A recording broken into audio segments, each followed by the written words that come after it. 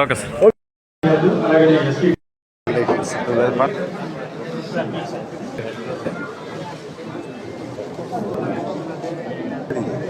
నిరంతరం కూడా 5 సంవత్సరాలు ప్రజల పక్షాన ఉండి మేము ఏదైతే పనిచేశామో నిజంగా ప్రజలు కూడా అదే రకమైనటువంటి తీర్పు. పోలేనటువంటి ఓట్లలో లెక్కేసుకుంటే 70% మంది ప్రజలు ఏకపక్షంగా మనల్ని బలపరిచారంటే నిజంగా చాలా చాలా సాటిస్ఫికేషన్. ఎందుకంటే 5 సంవత్సరాల కష్టం ఏదైతే ఉందో, 5 సంవత్సరాల శ్రమ ఏదైతే ఉందో దాన్ని ప్రజలు గుర్తించారు. అందుకే ఆంధ్రప్రదేశ్ రాష్ట్రంలో ఎక్కడా లేనటువంటి విధంగా ఓటేసినటువంటి ప్రతి ఒక్కరిలో 70% ఏకపక్షంగా ఆంధ్రప్రదేశ్ రాష్ట్రంలోనే అగ్రభాగాన 70% ఓటింగ్ ఇవాళ పాలకుల్లో ఇచ్చారనంటే ఖచ్చితంగా చాలా సాటిస్ఫాక్షన్ లెవెల్. పనిచేసిన దానికి, శ్రమించిన దానికి ఫలితం దక్కించేటువంటి సంతృప్తి కూడా నాకు కూడా వ్యక్తిగతంగా ఉంది. అందుకే ఈ బాధ్యతను మరింత ముందుకు తీసుకెళ్లేటువంటి విధంగా సేవ చేస్తారని చెప్పి సందర్భంగా తెలియజేసుకుంటూ, అందులో ప్రత్యేకించి ఏదైతే నా నియోజకవర్గానికి సంబంధించి ఏదైతే బ్యాలెన్స్, ఎందుకంటే మనం 14-19లో చాలా వరకు పనులు కంప్లీట్ చేసాం.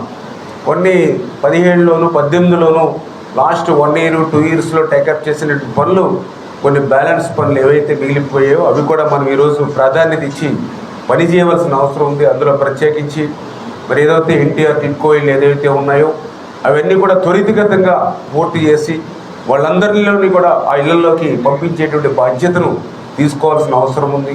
టిడ్కో ఇళ్ళ దగ్గర మౌలికమైన వసతులన్నీ కూడా ఏర్పాటు చేయవలసినటువంటి అవసరం ఉంది.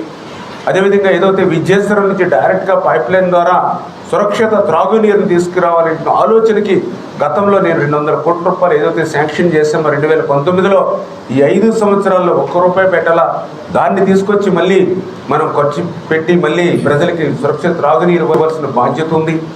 అదేవిధంగా ఏదైతే ప్రభుత్వ ఆసుపత్రి ఆ రోజు 12,60,00,000 నిధులు మంజూరు చేసి 50 పడకల ఆసుపత్రిని 100 పడకల ఆసుపత్రిగా నేను ఆ రోజు మార్చినటువంటి పరిస్థితిలో అది వాస్తవంగా 1 yearలో కంప్లీట్ కావాల్సినటువంటి విధంగా అగ్రిమెంట్ ఉంటే ఈవేళ 5 సంవత్సరాలైనా కూడా అది ప్రారంభించుకోలేనటువంటి పరిస్థితి.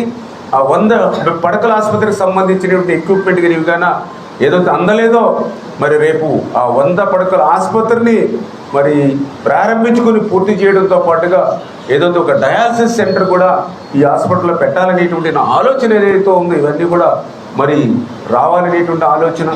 అదేవిధంగా నాకు కూడా పర్టికులర్గా ఏదంటే రైతు బిడ్డను అన్నం పెట్టి అన్నదాతకు ఖచ్చితంగా ప్రతి పుంత రోడ్డుకి, ప్రతి కాలువ రోడ్డుకి, ప్రతి డ్రైన్ రోడ్డుకి కూడా మంచి రోడ్లు వాళ్ళకి ఇవ్వాలి అనేటువంటి ఆలోచన ఏదైతే ఉందో దానికి అనుగుణంగా రైతు పొలాలకి ప్రతి పొలం గుట్టుకి కూడా రోడ్లు, మంచి గ్రావెల్ రోడ్లు కానీ బీటీ రోడ్లు కానీ నిర్మాణం చేయాలనేటువంటి ఆలోచన ఏదైతే ఉందో ఇదే విధంగా ఎన్నో ఇంకా పర్టికులర్గా ఇళ్ళకు సంబంధించి కానీ ఎన్నో బాధలు, కష్టాలు చాలా వరకు ఇంకా ఎక్కువగా ఉన్నాయి.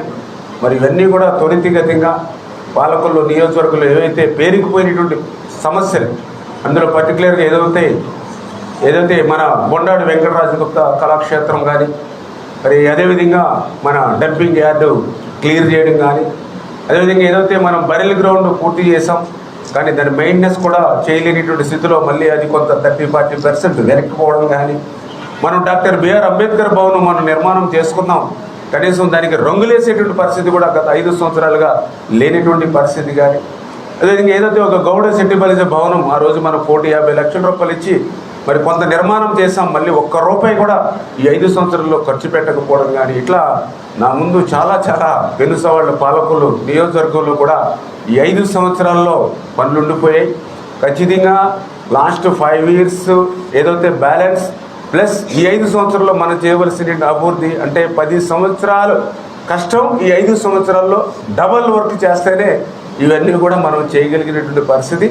అంచేత వీటన్నిటి మీద కూడా దృష్టి పెట్టి ఇవన్నీ కూడా పూర్తి చేసి ప్రజలు ఏదైతే మా మీద విశ్వాసంతో తెలుగుదేశం, జనసేన, బీజేపీ మీద ఏదైతే విశ్వాసం ఉంచారో దాన్ని నిలబెట్టుకునేటువంటి విధంగా గర్వంగా మళ్ళీ ప్రజల దగ్గరికి వెళ్ళేటువంటి విధంగా మేమందరూ కూడా పనిచేస్తామని చెప్పి కూడా తెలియజేసుకుంటాం.